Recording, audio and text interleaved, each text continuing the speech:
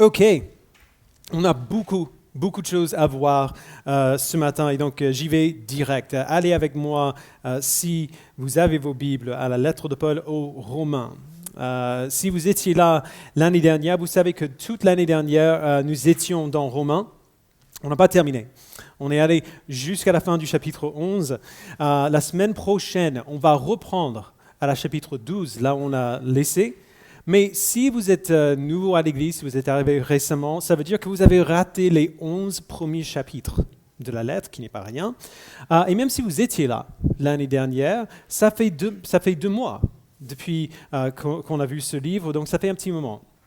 Et donc aujourd'hui, on va faire quelque chose d'assez particulier. On va faire un survol des 11 premiers chapitres de la lettre de Paul aux Romains. Alors c'est lourd, j'espère que vous êtes bien réveillés, mais c'est peut-être moins complexe quand même qu'on imagine parce que pour toute sa profondeur théologique, Romains est une lettre extrêmement cohérente avec un message très consistant et contenu qui est simplement appliqué de manière exceptionnelle à une situation particulière. Et donc, d'abord, on va faire un petit rappel de la situation dans laquelle cette lettre a été écrite pour avoir une idée du contexte. Et puis on va commencer. Je ne lirai pas tout, évidemment, il faudrait à peu près 1 heure pour lire les 11 premiers chapitres, mais on va lire quand même une sélection de passages qu'on va mettre sur l'écran au cas où vous avez du mal à suivre dans vos Bibles.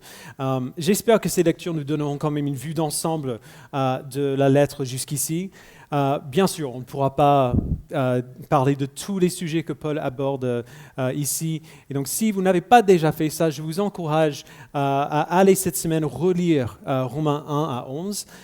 Et si vous vous posez encore des questions sur des parties spécifiques de ces chapitres, tous les messages qu'on a faits sur ces chapitres sont disponibles sur le site de l'Église. On peut retourner et écouter si vous voulez. Donc, Paul écrit cette lettre un peu plus de 20 ans après la mort et la résurrection de Christ. L'Église chrétienne gagne du terrain partout dans l'Empire romain. Les églises sont implantées de partout et de plus en plus de gens viennent à la foi en Christ. Et donc, évidemment, la même chose arrive dans la ville de Rome elle-même.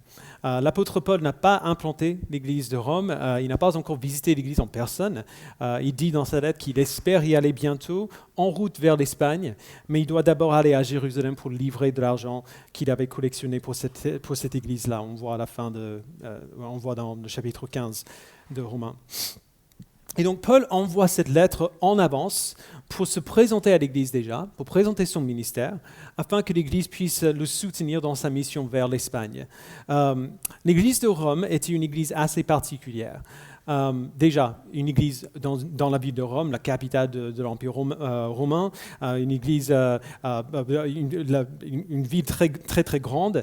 Elle était probablement une église juive au début, des juifs qui se convertissaient au christianisme, qui ont commencé à se réunir dans des maisons, comme ça se faisait généralement à l'époque. Et de plus en plus de gens sont venus jusqu'à ce qu'il y ait une église.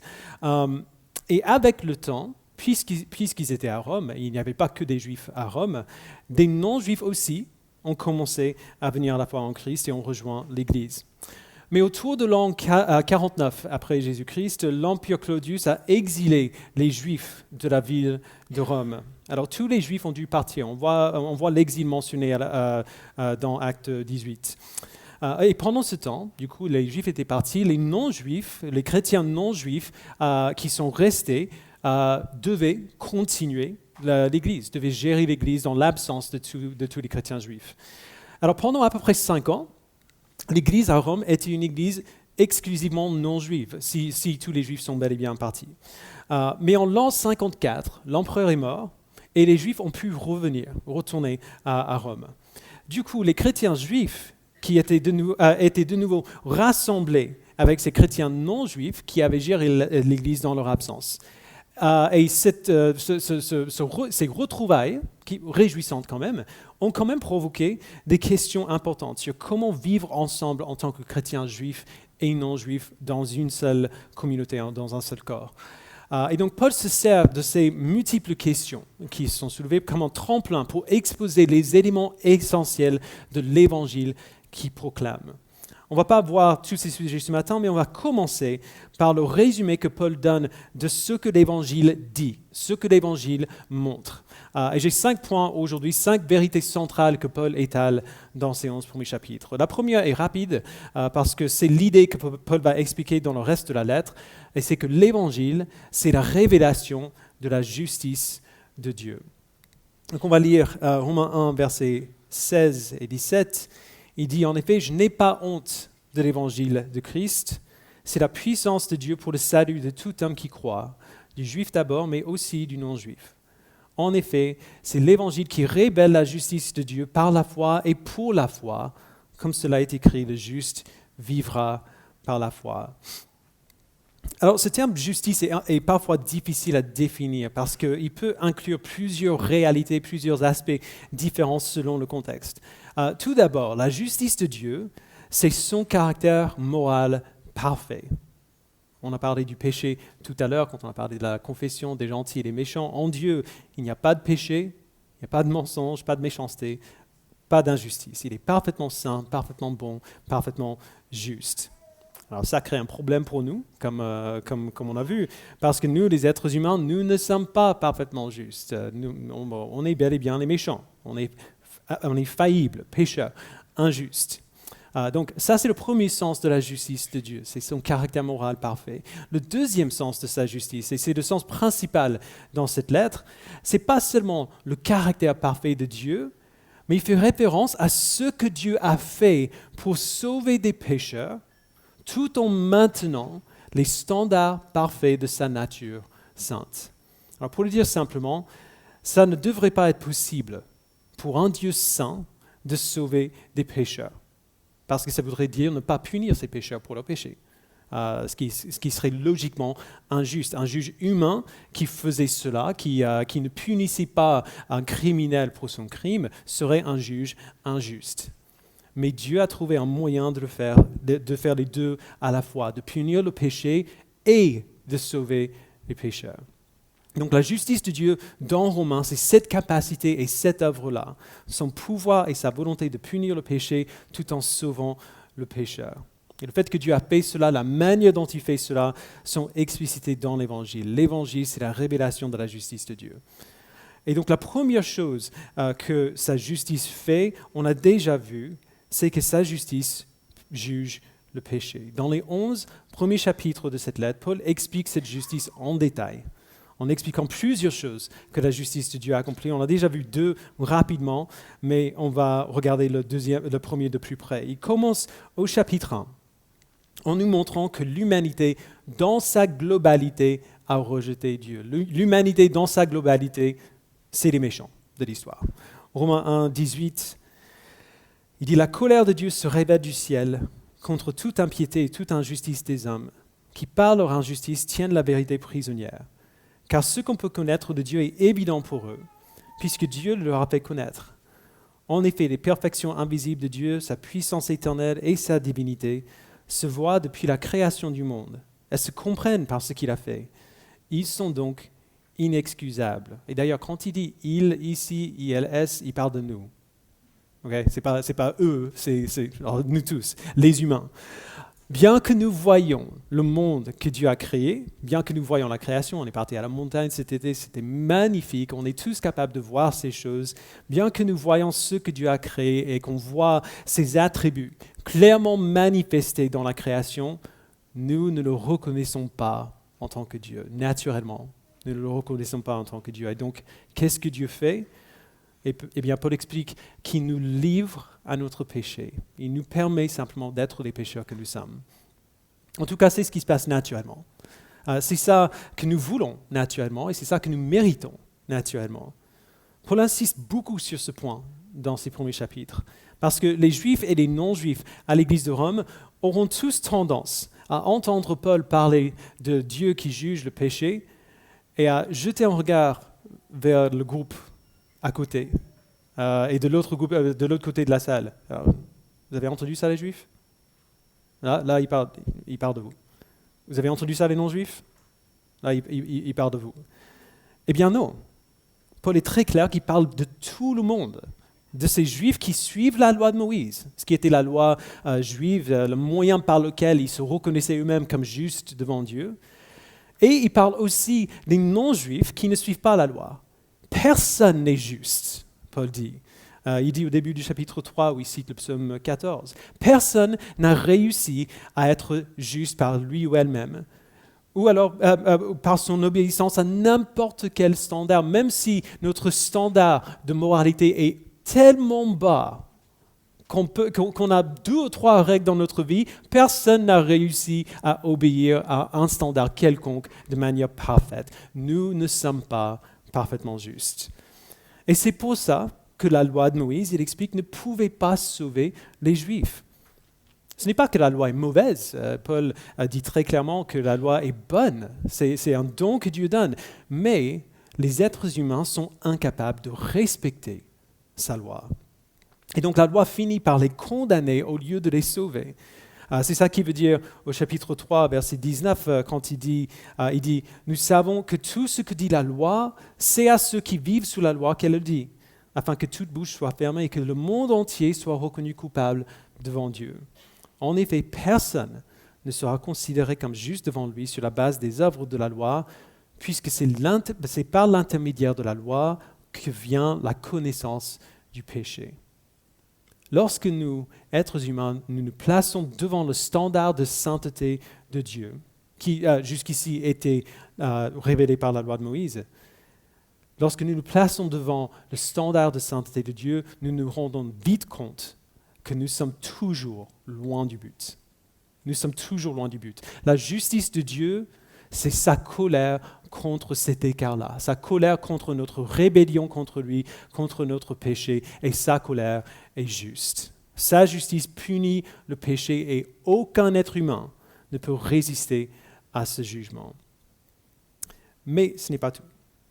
La justice de Dieu ne fait pas que punir le péché, elle sauve aussi des pécheurs. Chapitre 3, verset 21, lisons. Il dit « Mais maintenant, la justice de Dieu, dont témoignent la loi et les prophètes, a été manifestée indépendamment de la loi. C'est la justice de Dieu par la foi en Jésus-Christ pour tous ceux qui croient. Il n'y a pas de différence, tous ont péché et sont privés de la gloire de Dieu, et ils sont gratuitement déclarés justes par sa grâce, par le moyen de la libération qui se trouve en Jésus-Christ. C'est lui que Dieu a destiné à être, par son sang, une victime expiatoire pour ceux qui croiraient. Il démontre ainsi sa justice puisqu'il avait laissé impunis les péchés commis auparavant à l'époque de sa patience.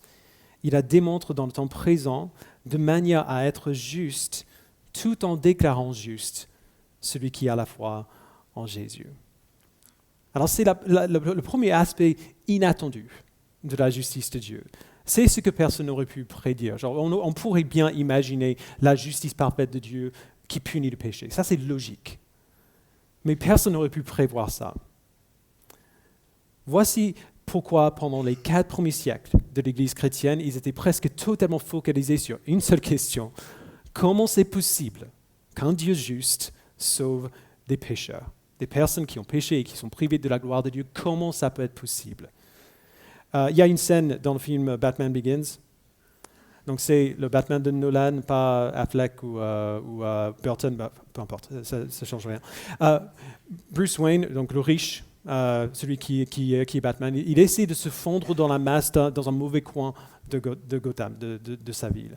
Il essaie de disparaître avec des criminels. Mais il ne peut pas le faire parce qu'il est habillé, il porte des vêtements qui coûtent une fortune, il fait froid, il a un gros manteau qui arrive jusqu'aux chevilles. Donc qu'est-ce qu'il fait ?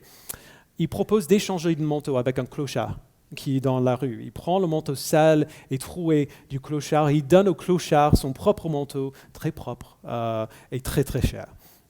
Alors imaginez nos vies et la vie de Christ comme des manteaux. Christ a essentiellement échangé de manteau avec nous, comme Bruce Wayne a fait avec le clochard. Il a pris nos manteaux, tout sales et troués, rendus totalement inutiles par notre rébellion contre Dieu, et il a mis sur lui-même. Et puis, en échange, il nous a donné son manteau immaculé et parfait. Et il a mis sur nous, sur nos épaules. Et du coup, quand il s'est présenté devant Dieu, Dieu a regardé au manteau qu'il portait, il l'a identifié comme le criminel qu'il porte d'habitude. Il l'a puni. Et lorsque Dieu regarde au manteau que nous portons, il reconnaît que le manteau appartient à son Fils et il nous reconnaît, il nous récompense comme son Fils, comme ses fils, comme ses filles. C'est ainsi que nous sommes sauvés. Dieu nous justifie, c'est-à-dire il nous déclare justes, gratuitement, par sa grâce. On n'a rien fait pour le mériter ou pour l'obtenir. Dieu n'a pas mis notre péché de côté, il ne l'a pas oublié. Christ a pris notre péché sur lui-même et Dieu a réellement puni notre péché quand il a puni Jésus-Christ à la croix. Alors souvent on dit que Christ a payé notre dette, la dette que nous devions à Dieu à cause de notre péché, et c'est vrai, mais c'est beaucoup plus que ça. Il n'a pas seulement payé notre dette, il a pris notre place. De manière bien réelle, il est devenu notre péché. Paul le dit à la fin de Corinthiens 5, celui qui n'a pas connu le péché, Christ, Dieu l'a fait devenir pour nous, afin qu'en lui nous devenions justice de Dieu. Christ est devenu ce que Dieu déteste. Et puisque Dieu est juste, il a déversé toute sa colère juste contre notre péché jusqu'à la dernière goutte quand il a puni Christ à la croix. Vous voyez, Dieu n'a pas simplement effacé notre péché, il a brûlé, il a tué, il a puni jusqu'au bout quand il a puni Christ, de point à ce qu'il n'y ait pour lui plus aucun péché à punir. C'est parti, c'est fini. Mais Dieu n'a pas seulement enlevé notre péché quand il a puni Christ. En échange de notre péché que Christ a pris, il nous a donné la vie parfaite et sans péché que Christ a vécu pour nous. Christ a pris notre place et il nous a donné sa place à lui. Alors ce n'est pas seulement que Dieu ne nous considère plus comme des pécheurs. Alors, déjà, c'est excellent que Dieu ne tient pas, ne garde pas notre péché contre nous. Lorsqu'il nous regarde, il voit la justice parfaite de Christ que nous portons, l'obéissance parfaite que Christ a accomplie dans sa vie, et il nous considère comme justes, aussi justes que son Fils. C'est absolument fou. Tout cela est un don gratuit qui nous donne, que nous obtenons par la foi. Et encore cette fois, c'est la foi qu'il nous a donnée. Lorsque nous voyons la profondeur du sacrifice de Christ, on voit très rapidement qu'on ne peut rien y ajouter et qu'on ne peut rien en soustraire. On n'est pas assez puissant pour contribuer ou pour empêcher quoi que ce soit dans son œuvre. Tout notre effort, en bien ou en mal, est comme une goutte d'eau dans l'océan. Le don de Christ est tellement monumental que la seule chose que nous pouvons faire, c'est le recevoir. Le recevoir par la foi. Et Paul continue au chapitre 4 en nous expliquant que ça a toujours été le cas, depuis le début. Ce n'est pas comme si c'est quelque chose d'entièrement nouveau. Même avant que Christ soit venu, les êtres humains n'étaient pas déclarés justes devant Dieu par leur obéissance, mais par la foi. Et l'exemple qu'il donne, c'est le meilleur exemple qu'il pourrait donner, parce que c'est le père des Juifs, le tout premier. C'est Abraham, le patriarche des Juifs. Et il fait référence à l'Ancien Testament pour montrer comment Abraham a été déclaré juste, non pas par son obéissance, mais par la foi. Ce n'est pas notre obéissance qui nous sauve. C'est seulement la justice de Dieu qui se manifeste envers nous par sa grâce que nous recevons par la foi. Alors Dieu révèle sa justice dans l'Évangile. La justice de Dieu qu'on voit révélée dans l'Évangile juge le péché. La justice de Dieu, après, sauve des pécheurs. Et ensuite, la justice de Dieu nous donne de l'espérance. Au chapitre 5, Paul amène tout ce qu'il a dit jusqu'ici à cette vérité incroyable et très simple, mais qu'on prend parfois, qu'on oublie un peu trop souvent, que cette œuvre de Christ sur la croix, sa vie, sa mort et sa résurrection appliquée à notre vie, est vraiment efficace. Alors, l'œuvre qu'il a accomplie, ça marche. Elle fait ce pourquoi elle est destinée. Chapitre 5, verset 1. Il dit ainsi donc, déclarés justes sur la base de la foi, nous avons la paix avec Dieu par l'intermédiaire de notre Seigneur Jésus-Christ. C'est aussi par son intermédiaire que nous avons accès par la foi à cette grâce dans laquelle nous tenons ferme. Et nous plaçons notre fierté dans l'espérance de prendre part à la gloire de Dieu. Bien plus, nous sommes fiers même de nos détresses, sachant que la détresse produit la persévérance, la victoire dans l'épreuve, et la victoire dans l'épreuve, l'espérance. Or, cette espérance ne trompe pas, parce que l'amour de Dieu est déversé dans notre cœur par l'Esprit Saint qui nous a été donné. On peut dire simplement savoir que nous avons la paix avec Dieu par l'intermédiaire de Jésus-Christ, savoir que Dieu ne garde plus notre péché contre nous, eh bien, ça nous change, ça nous transforme. Cela transforme ce que nous désirons, ça transforme comment nous vivons. Et c'est ce que Paul explique au chapitre 6. Ce serait peut-être tentant d'imaginer que la grâce de Dieu s'applique à certains chrétiens plus qu'à d'autres. On regarde autour et on voit des gens qu'on considérait comme des bonnes personnes. Et on se dit, mais bien sûr, non, évidemment que la grâce de Dieu s'applique à elle est formidable. Mais moi, vous ne me connaissez pas, moi je ne suis pas formidable. Tu ne sais pas ce que j'ai fait, ce que j'ai pensé, combien de fois j'ai désobéi à Dieu. Mais non. Paul passe la deuxième moitié du chapitre 5 à montrer à quel point la triomphe de Christ sur le péché est totale pour tous ceux et celles qui placent leur foi en Christ. Et puis, il applique cette œuvre à tous ceux et celles qui ont placé leur foi en Christ. Il montre ainsi que sa grâce est infiniment plus puissante que le péché. Au chapitre 6, verset 5, il dit « En effet, si nous avons été unis à lui, par une mort semblable à la sienne. » Genre si les personnes que nous étions avant sont mortes maintenant et nous sommes vivants pour Christ, si nous sommes unis à lui par une mort semblable à la sienne, nous le serons aussi par une résurrection semblable à la sienne. Nous savons que notre vieil homme, ce que nous étions avant, a été crucifié avec lui, afin que le corps du péché soit réduit à l'impuissance et qu'ainsi nous soyons plus esclaves du péché. En effet, celui qui est mort est libéré du péché. Or, si nous sommes morts avec Christ, nous croyons que nous vivrons aussi avec lui. Car nous savons que Christ ressuscité ne meurt plus, la mort n'a plus de pouvoir sur lui. Christ est mort, c'est pour le péché qu'il est mort une fois pour toutes. Maintenant qu'il est vivant, c'est pour Dieu qui vit. De la même manière, vous aussi, considérez-vous comme morts au péché et comme vivants pour Dieu en Jésus-Christ notre Seigneur. Vous voyez, au verset 11, il y a un commandement assez radical parce que c'est un commandement mental. Considérez-vous comme morts au péché et vivants pour Dieu en Christ. Pour le dire autrement, la réalité devant Dieu, c'est que nous ne sommes plus pécheurs. Nous sommes justes. Il nous a déclarés justes par la foi en Christ. Nous portons son manteau. S'il y avait un tampon dans notre acte de naissance spirituelle, il dirait juste. Il dit que nous sommes justes et il nous voit ainsi. Mais nous, on voit qu'en pratique, genre dans les faits de tous les jours, on n'est pas encore tout à fait juste. Nous avons toujours des luttes, on a toujours des moments et même parfois des périodes de désobéissance. Alors Paul dit, ne laissez pas votre pratique définir votre identité. C'est le contraire. Laissez votre identité, ce que Dieu dit de vous, déterminer votre pratique.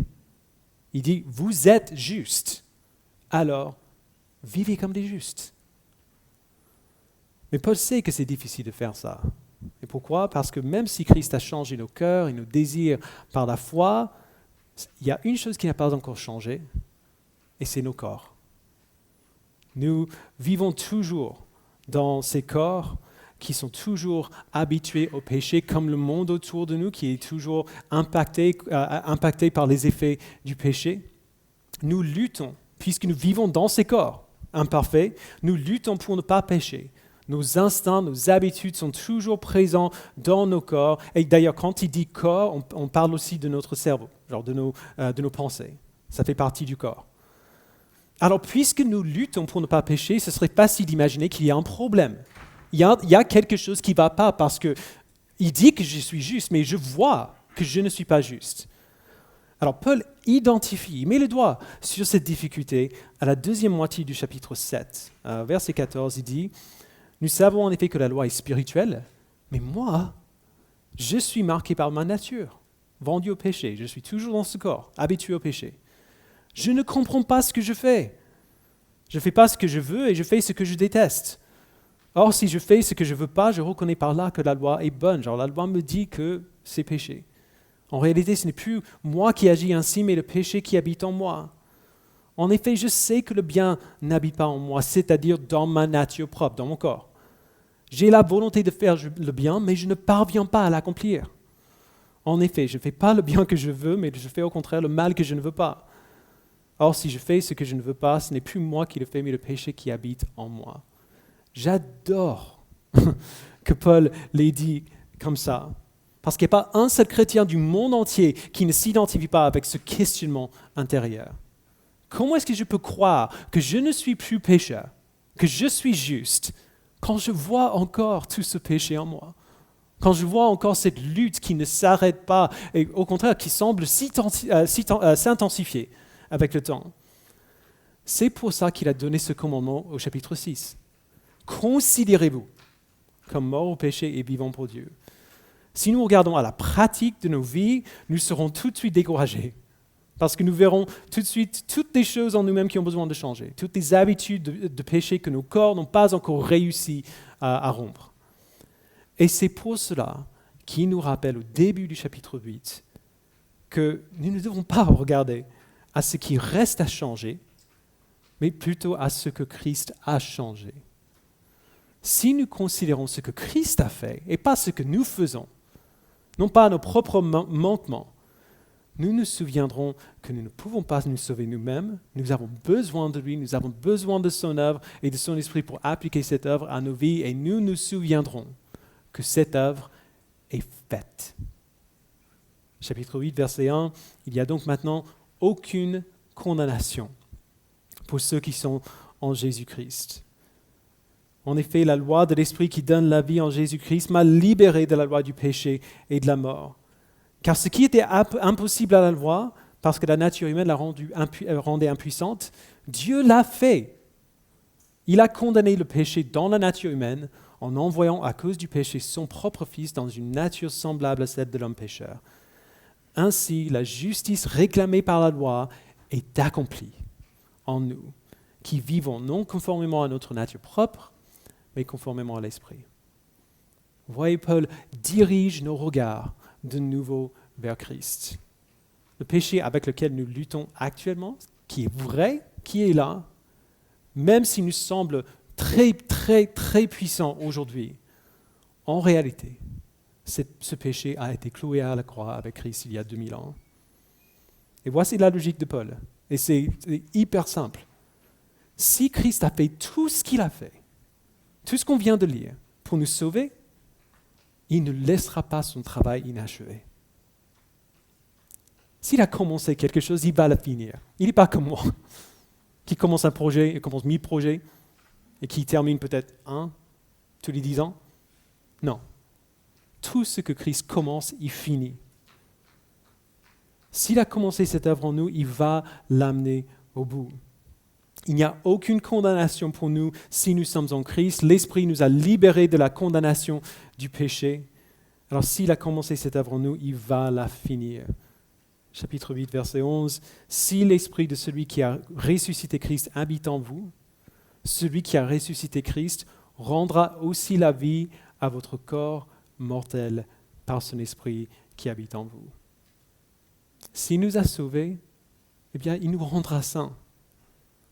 S'il nous a sauvés, il nous rendra capables de mettre à mort notre péché. Si l'Esprit a ressuscité Christ, et s'il vit en nous, et c'est le cas si nous avons la foi en lui, si l'Esprit vit en nous, alors il donnera la vie.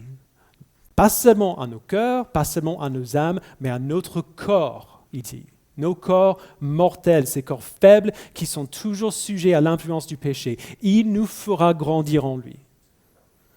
Savoir que cette croissance, cette mise à mort progressive, oui, du péché dans nos vies ne dépend pas de nous, mais de lui, nous donne une espérance incroyable que Paul décrit à la fin du chapitre 8. Nous lisons à la fin du verset 31. Que dirons-nous donc de plus? Si Dieu est pour nous, qui sera contre nous? Lui qui n'a pas épargné son propre Fils, mais l'a donné pour nous tous, comment ne nous accorderait-il pas aussi tout avec lui?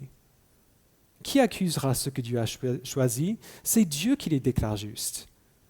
Qui les condamnera? Christ est mort, bien plus il est ressuscité, il est à la droite de Dieu et il intercède pour nous. Qui nous séparera de l'amour de Christ? Serait-ce la détresse, l'angoisse, la persécution, la faim, le dénuement, le danger ou l'épée? De fait, il est écrit, c'est à cause de toi qu'on nous met à mort à longueur de journée, qu'on nous considère comme des brebis destinées à la boucherie. Au contraire, dans tout cela, nous sommes plus que vainqueurs grâce à celui qui nous a aimés. En effet, j'ai l'assurance que ni la mort, ni la vie, ni les anges, ni les dominations, ni le présent, ni l'avenir, ni les puissances, ni la hauteur, ni la profondeur, ni aucune autre créature ne pourra nous séparer de l'amour de Dieu manifesté en Jésus-Christ, notre Seigneur. Il n'y a rien qui a été écrit dans toute l'histoire humaine qui soit plus belle que ça, qui soit plus beau que ça. Il n'y a rien qui exprime de manière plus complète la beauté et l'immensité, la nature incompréhensible de ce que Dieu a fait pour nous. Paul aurait pu terminer la lettre là. Il aurait pu s'arrêter là, ne rien dire de plus, et nous aurions déjà tout ce qu'il nous faut pour le reste de notre vie chrétienne. Mais il ne s'arrête pas là. Il y a encore un point que nous devons voir ce matin. Il est quand même un peu complexe, on ne va pas voir toute sa complexité parce qu'on n'a pas le temps, mais pour le comprendre, il faut retourner au contexte de l'Église à Rome. On se rappelle de ces chrétiens juifs et chrétiens non juifs qui vivaient ensemble dans l'Église. Les chrétiens juifs se réjouissaient absolument de cette espérance qu'ils ont en Christ que Paul vient de décrire. Mais en même temps, ils doivent quand même se dire, mais qu'en est-il de ma famille et de mes amis juifs qui n'ont pas accepté Christ? Dieu a dit que les Juifs étaient son peuple choisi. Est-ce que le salut en Christ signifie que Dieu a rejeté son peuple? Eh bien, c'est ce que Paul explique ensuite en montrant que la justice de Dieu s'applique à tous les peuples, aux Juifs et aux non-Juifs. Et la première chose qu'il fait, c'est montrer que Dieu n'a pas rejeté le peuple juif. Il n'a pas rejeté Israël. On lit au chapitre 9, verset 6. Ce n'est pas que la parole de Dieu soit sans effet, non, car ceux qui sont issus d'Israël ne sont pas tous Israël. Et bien qu'étant de la descendance d'Abraham, ils ne sont pas tous ses enfants. Au contraire, il est dit, c'est par Isaac qu'une descendance te sera assurée. Cela signifie que ce ne sont pas les descendants simplement biologiques qui sont enfants de Dieu, mais que ce sont les enfants de la promesse qui sont considérés comme sa descendance. Alors, c'est compliqué, c'est complexe, on en a parlé pendant très longtemps, il y a quelques mois. Alors, je vais dire simplement, depuis le tout début, Dieu a dit que ce serait comme ça. Dieu a dit que ça marche comme ça. Dieu n'a jamais dit que le fait de naître dans une famille particulière, de naître dans une famille juive, signifiait automatiquement qu'on était enfant de Dieu. Paul avait déjà expliqué ça au chapitre 5. Même Abraham, le père de la nation d'Israël, n'était pas sauvé par son sang, par sa descendance humaine, mais il était sauvé parce qu'il avait la foi en Christ. Les enfants de la promesse sont ceux qui partagent la foi d'Abraham et pas seulement le sang d'Abraham. Donc Dieu, à travers l'histoire du peuple d'Israël, il a tracé le chemin pour Israël qui menait vers cette foi-là, la foi d'Abraham. Et un grand nombre de Juifs avaient cette foi en Dieu, avaient cette foi en Christ. Mais pas tous. Si des membres du peuple d'Israël ne sont pas sauvés, ce n'est pas parce que Dieu a rejeté son peuple, mais parce que ces personnes-là ont rejeté Dieu. Et c'est ce qui passe les chapitres 9 et 10 à expliquer. Israël, donc encore une fois, pas tous les Israélites, pas tous les Juifs, mais de manière collective, il parle dans ce chapitre. Israël a rejeté Dieu, car ils ont rejeté le Sauveur que Dieu leur a donné, Jésus-Christ. Mais Dieu ne les a pas rejetés en tant que peuple. Il a choisi un reste, un certain nombre d'Israélites qui auront la foi en Christ. Et puis au chapitre 11, Paul se tourne vers les non-juifs. Comment est-ce qu'il figure dans ce salut? Paul décrit le plan de Dieu comme un grand arbre qu'il a fait grandir à partir de la nation d'Israël. Ces Israélites qui ont rejeté Christ, que Paul décrit comme des branches, ont été coupés de l'arbre. Et les non-juifs qui ont accepté Christ, que Paul décrit comme des branches d'olivier sauvage, ont été greffés à cet arbre, mis sur le tronc, inclus dans le plan. Donc l'idée derrière cette image, c'est que ni les juifs ni les non-juifs n'ont une raison pour imaginer qu'ils sont plus légitimes en tant que chrétiens que les autres, parce qu'ils sont juifs ou parce qu'ils ne sont pas juifs. Au chapitre 11, verset 17, donc il parle aux non-juifs maintenant. Si quelques-unes des branches, donc les juifs, ont été coupées, et si toi, non-juif, qui étais un olivier sauvage, tu as été greffé parmi les branches restantes, et tu es devenu participant de la racine et de la sève de l'olivier, ne te vante pas aux dépens de ces branches. Si tu te vantes, sache que ce n'est pas toi qui portes la racine, mais c'est la racine qui te porte. Tu diras alors, des branches ont été coupées afin que moi je sois greffé. Hey. C'est vrai, elles ont été retranchées à cause de leur incrédulité, et toi, c'est par la foi que tu subsistes, pas parce que tu es meilleur. Ne fais pas preuve d'orgueil, mais aie de la crainte. Car si Dieu n'a pas épargné les branches naturelles, il ne t'épargnera pas non plus. Considère donc la bonté et la sévérité de Dieu. Sévérité envers ceux qui sont tombés et bonté envers toi, si tu demeures dans sa bonté. Autrement, toi aussi, tu seras retranché. Et voici la bonne nouvelle dans tout cela. Dieu a un plan, toujours mystérieux, il n'a pas dit en détail comment il va faire, mais il a un plan pour sauver un grand nombre des Juifs et pour les ramener de nouveau dans ce salut, pour les greffer de nouveau à l'arbre. Verset 23 dit, quant aux Israélites, s'ils ne persistent pas dans l'incrédulité, ils seront greffés aussi, car Dieu est puissant pour les greffer de nouveau. Si toi, tu as été coupé de l'olivier sauvage auquel tu appartenais par nature et greffé contrairement à ta nature sur l'olivier cultivé, à plus forte raison, eux seront-ils greffés conformément à leur nature sur leur propre olivier. Donc il étale ce plan incroyable de rassembler des gens de toutes les nations, de tous les peuples, juifs et non-juifs, ensemble, qui louent le Sauveur des Juifs, le Sauveur que Dieu a promis aux Juifs et qui maintenant se révèle comme le Sauveur de tous. Tout cela est incroyable, évidemment, et on peut réfléchir sur comment ça fonctionne, genre tous les détails de comment ça marche pendant des heures, comme on a fait, on en a parlé depuis des mois. Mais le message central de ce livre et de ce début du livre qu'on vient de voir reste le même. Le salut vient de Dieu. Non pas de notre obéissance, non pas de notre réussite dans la vie chrétienne, non pas dans notre niveau de maturité spirituelle, non pas dans le fait que l'Église approuve de nous baptiser ou non. Le salut vient de Dieu, du début à la fin. L'Évangile est la démonstration de la justice de Dieu. Sa justice qui juge le péché, qui sauve les pécheurs, qui nous assure de l'espérance que nous avons en lui et qui s'applique à nous tous si nous avons la foi en Christ. Peu importe qui nous sommes ou d'où nous venons. Et c'est justement cela que nous célébrons lorsque nous baptisons nos frères et sœurs en Christ. Nous célébrons que nous ne sommes pas sauvés par nous-mêmes, nous ne sommes pas sauvés par notre maturité ou par notre obéissance, mais seulement par la foi en Christ. Et c'est pour ça qu'on ne demande pas un certificat de maturité spirituelle pour baptiser quelqu'un. Seulement une profession de foi. C'est pour cela, à cause de cette initiative qui vient purement et totalement de Dieu pour nous sauver, que Paul se termine par cette doxologie magnifique à partir du verset 33 du chapitre 11. Quelle profondeur ont la richesse, la sagesse et la connaissance de Dieu. que ses jugements sont insondables et ses voies impénétrables.